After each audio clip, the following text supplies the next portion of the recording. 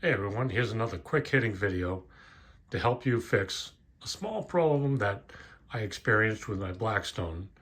A lot of people complain that they have igniters that are broken or need things or they have to be replaced. And there are plenty of videos out there for the larger Blackstones. But this one, the Blackstone Adventure on the Go, is the small 22-inch model. And the problem was that when I was adjusting the igniter, I broke it.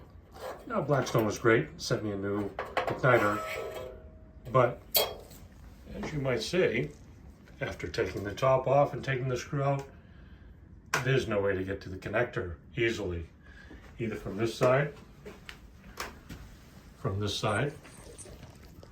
or underneath. So, let's take a peek.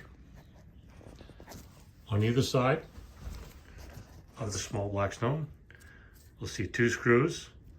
There's two down on the other end as well. Take those screws out and we'll pause while we get those out and show you the next step. Okay, now we got the screws out. By the way, side note for all you smart guys, make sure you disconnect your propane first. So once you're loose, you'll see this front piece will come loose here.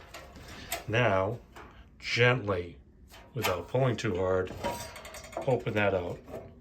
And you can now see, you can get to that white connector down there.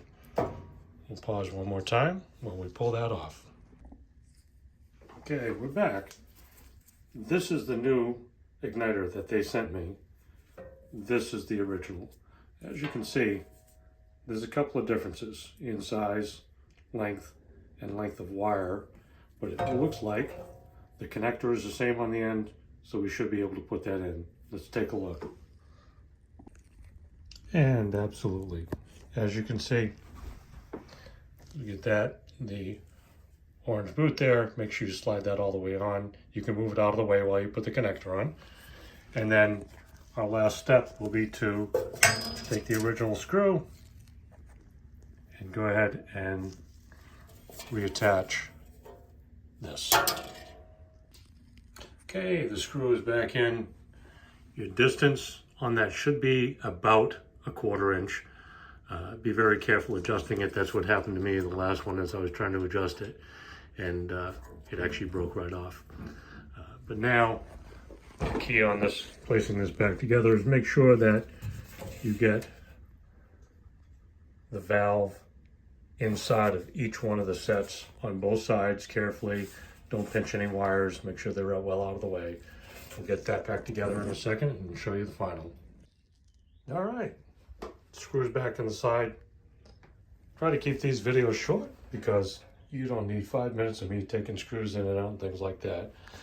Always, once you get things back together before you put it, the covers on and all, give it a little test. I don't know if you can see that on the video, but yeah, we're getting a good spark off that now. So there you go, folks. I hadn't seen a video on this particular model, so hopefully this will help somebody else out. Have a good one.